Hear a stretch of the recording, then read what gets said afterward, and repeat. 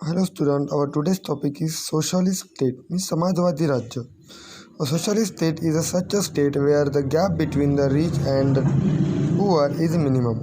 तो socialist state means ऐसा state जहाँ पे जो गैप है रिच और पुअर के बीच वो मिनिमम होनी चाहिए. All have a right over the wealth of the country means सबको श्रीमंत बनने का मौका होना चाहिए, उसके पास अधिकार होना चाहिए, उसके पास भी पैसा आना चाहिए. It is ensure that wealth is not a concentrate in the hands of a few people.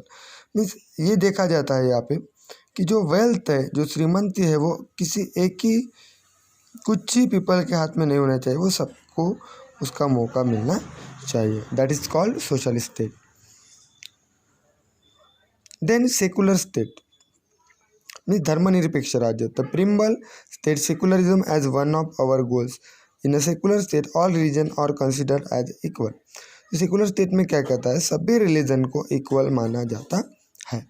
No one religion is considered to be the state religion. ऐसा कौन सा भी रिलीजन जो स्टेट का रिलीजन नहीं माना जाता. The citizen are free to follow their own religion. सभी सिटीजन आपके खुद के रिलीजन का पालन कर सकता है, उसको फॉलो कर सकता है. State can not discriminate among the citizen on the basis of religion. State इसमें डिस्क्रिमिनेट नहीं कर सकता, भेदभाव नहीं कर सकता है रिलीजन के आधार पर. Do you know we have indeed to preserve the multi religious nature of our society. तो जो हमने क्या किया है, मल्टी रिलीजियस सोसाइटी, बहुधार्मिकता को प्रिजर्व करने की कोशिश की है, प्रिजर्व की है. We cannot exercise the right given to us by our constitution in जो हमारे कॉन्स्टिट्यूशन ने जो अधिकार हमें दिया है उसको हम बेमतलब उसका यूज नहीं कर सकते हैं, उसको अंडरस्टैंडिंग मैनर में ही हमें यूज करना है. The same is true of religious freedom as well. Religious freedom भी वैसा ही है. Whenever we celebrate our festival, we are required to be concentrate about public cleanliness, health and our the environment. जब भी हम कौन से भी धर्म के लोग हो, जब भी कुछ हमारे फेस्टिवल और को सेलिब्रेट करते हैं, at the time we have to take care of our public cleanness and health of our environment. Then democratic state mean लोकशाही राज्य. In a democracy the sovereign power is in the hands of people. तो democracy में जो sovereign power है वो किसके हाथ में होता है, पीपल के. Government make decision and draw up policies in keeping with the people विशेष. तो गवर्नमेंट जो भी कुछ डिसीजन लेते हैं, कुछ पॉलिसीज बनाते हैं पीपल के डेवलपमेंट के लिए. Government has to take important financial, social and other decision to promote common welfare. तो पब्लिक वेलफेयर के लिए कुछ सोशल, फाइनेंशियल और अदर डिसीजन लिए जाते हैं. All the people are not able to come together and take such a decision on day to day basis. तो सभी पीपल कलेक्ट होके ये जो डिसीजंस है वो डेली नहीं ले सकते. For that therefore election are conducted after a fix period when voters elect their representative. तो जो इलेक्शन है वो कुछ पीरियड के बाद होता रहता है और रिप्रेजेंटेटिव उसमें चुने जाते हैं. This representative seat the institution created by constitution like the parliament, legislature and the executive. तो ये सारे इस संस्था में काम करते हैं.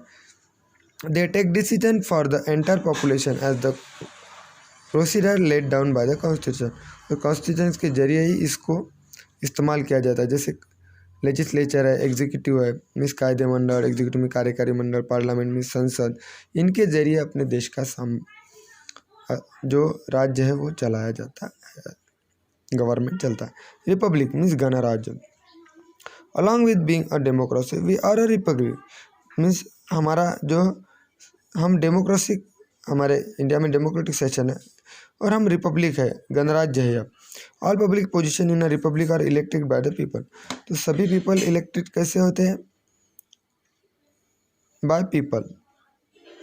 मीन्स हम रिपब्लिक है, इसका मतलब हमें जो पब्लिक मीन जो भी कुछ चुना होता है पीपल के जरिए वही उसके आधार पर हमारा शासन चलता है. No public position is occupy on the basis of heredity succession. Means वंश परंपरा के आधार पर कुछ भी पब्लिक पोजीशन नहीं है, उसका चुनाव होता है, मीन्स इलेक्ट किया जाता है उनको. Position like the president, the prime minister, the governor, the chief minister, the mayor, the sarpanch और पब्लिक पोजीशन। तो ये सारे पब्लिक पोजीशन है। Any Indian citizen fulfilling the prescribed age criteria can get himself or self elected to any of this position. तो जो भी Indian citizen है, अगर उन्होंने जो क्राइटेरिया है इस पोजीशन के लिए वो अगर पूरी की तो वो भी चुने जा सकते हैं। इन मोनार्ची दिस पोजीशन में भी by member of a single family following the principle of heredity. तो जो भी मोनार्ची है वंश परंपरा के आधार पर वहाँ पे उनको अधिकार दिया जाता है, लेकिन डेमोक्रेटिक सेशन में ऐसा होता नहीं है। The preamble has guaranteed the Indian citizen the 3 value of justice, liberty and equality. तो जो हमारा कॉन्स्टिट्यूशन है, प्रिम्बल है, उसके जरिए इंडियन सिटीजन को 3 वैल्यूज दिए हैं। जैसे जस्टिस मीन्स न्याय, लिबर्टी मीन्स स्वतंत्र, इक्वलिटी मीन्स समता। It has enjoy upon the Indian citizen to practice this value and make a law in keeping with this value. Let us understand this value. तो इसके जरिए Indian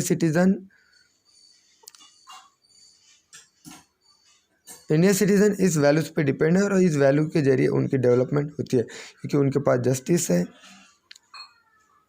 liberty है और equality है। तो next topic में हम उसकी डिटेल पढ़ेंगे। Okay, thank you.